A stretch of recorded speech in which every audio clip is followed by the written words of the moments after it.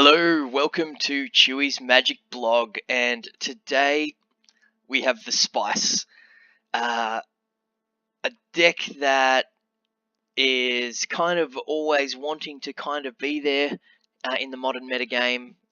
It was super dominant when it was in Standard, and I am of course talking about Tooth and Nail. So if we sort by rarity, that should give us the where are we? Sort by converted mana cost. So, Tooth and Nail, trying to figure out the sort here. Group creatures separately, that'll do it. Okay, Tooth and Nail. Search your library for up to 2 creature cards, reveal them, put them into your hand, then shuffle your library for 7. Or put 2 creature cards from your hand onto the battlefield for 7, or for 9, you get to do both. So, yeah, search out some giant dorks and put them into play, and what we are trying to do is get Xenagos, God of Revels, and the first 2 sort of stanzas there, Indestructible and Devotion, not super relevant. What we want is at the beginning of combat on your turn, another target creature gets haste and XX where until end of turn where X is that creature's power. So we get a hasty 30/30 flying spaghetti monster. So that's pretty gas. So it's a pretty amazing threat, and yeah, it can end the game on the spot, if not shortly thereafter. It does. How does it get to 9 mana? Well, we've got 6 mana dorks. Birds of Paradise, but more importantly, Arbor Elf, which untaps a forest, as does Voyaging Satyr, well, untap target land. So Utopia Sprawl enchants forests, Fertile Ground, and Overgrowth. So we've got 9 ways to enchant our lands that make them tap for multiple mana. That means, Utopia Sprawl taps for 2, you then untap it with your land untapper dudes and tap it again, and it ramps really quickly.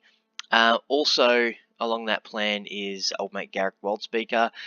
He's also an alternate win condition. You play your Birds Paradise, Arbor Elves, Voyaging Satyrs, Eternal Witnesses, your Hornet Queens, and then you can overrun. So that's pretty good. You can also make a steady stream of 3/3s, which gum up the ground. So he's a good man, a real role player.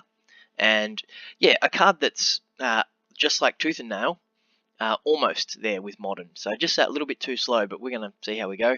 Blood Moon for Disruption. So we've got, bulk basics. So having Blood Moon doesn't hurt us too much. Primeval Titan, just another great card to ramp into, and you can also get a couple of juicy lands out of our deck / sideboard. Primal Command is a great card. You can cast this on turn 3 and go and get an Emrakul, and then turn 4 you should be able to Tooth and Nail with the right combination of land drops, and just drop an Emrakul on turn 4 or 5, which is often enough to win the game. Doesn't have haste, but it's a 15/15 that they can't really interact with. So it's pretty sweet. Eternal Witness just gets stuff back from the bin, so it gets you to reuse things that die, such as all Primal Commands and what have you. It's a good blocker. In the sideboard, we have got a Besiju for the blue matchup, as is Choke. It's just a good way to resolve your spells. We've got a couple of cards for aggro. We've got a couple of Lightning Bolts. We've got Obscene Baloth, Thragtusk, and then we can also choose to Tooth and Nail out, or even hardcast a Dragonlord Ataka to kill all this stuff. We've got some artifact and enchantment hate in Nature's Claim, Creeping Corrosion, Corrosion, if I can talk properly, and Ancient Grudge. Some graveyard interaction with Scavenging Ooze and Grafdigger's Cage, which is also pretty good. And to go along with our main deck Blood Moons, we've got a couple of Crumble to Dust in the sideboard, which is just there for Tron or the Valakut matchup. So super sweet deck. I have no idea how good it is. Like honestly, I don't know. So we'll jump into a league, and just going to play a friendly league just because we don't know how good or bad the deck is. I'm just going to have a bit of fun. Oh yeah, while I'm talking about it, couple of other things in the in the mana base here with Kessig Wolfrun and Nixthos. Nixthos can generate a whole bunch of mana. Eternal Witness is double green. You might have some Garrux on the board and a number of enchantments, so it's pretty good. And a Kessig Wolfrun to give your Emrakul trample, which is also really good. So sometimes you might also cast Xenagos and just make something else large. Like 4 or 5 Eternal Witness is a threat. It's not the best threat in the world, but it's a threat. And yeah, so it's just trying to eke out the best from our cards.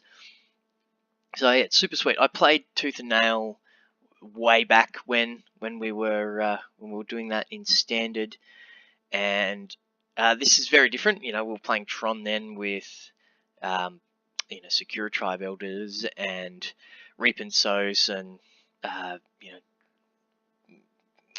stuff that gets Tron into play, and then we were doing like Sundering Titans, or you do like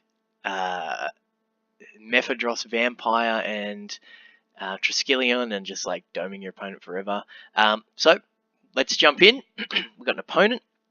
Let's see how this goes. Could be complete jank, but I've no idea. So let's see how we go. I'd like to play first. That seems good. Be good to me, deck. Ooh. Oh, if one of these Garrux was a land, we would be on like Donkey Kong. I think I have to mulligan this.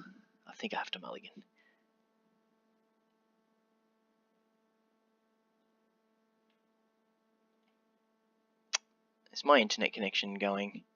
I think my internet connection's going. Thank you so much to...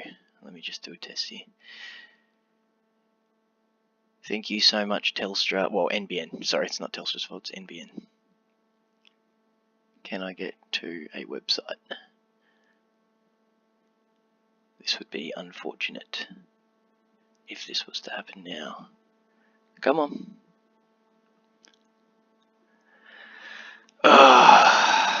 Sorry, people. Let's try and get back to this.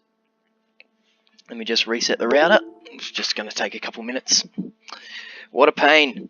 It's actually not the first time I've done this today. So, if any of you watched my previous video, we've just moved house. We moved back into